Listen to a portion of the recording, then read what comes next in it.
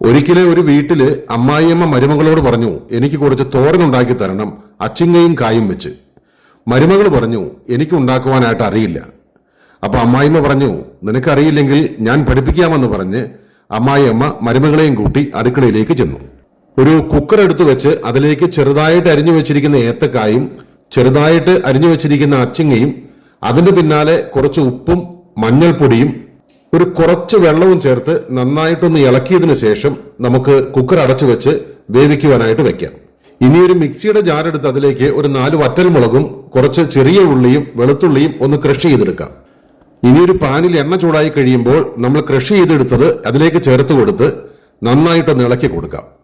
അതിനുശേഷം അതിലേക്ക് കുറച്ച് സവാളയും കുറച്ച് കറിവേപ്പിലയും കുറച്ച് മഞ്ഞൾപ്പൊടിയും ചേർത്ത് ഒന്ന് നന്നായി വാടി വന്നതിന് ശേഷം നമ്മുടെ ഈ വെന്ത് വന്നിരിക്കുന്ന അച്ചിങ്ങയും കായും അതിലേക്ക് ഇട്ടുകൊടുത്ത് നന്നായിട്ട് ഇളക്കിയെടുക്കാം.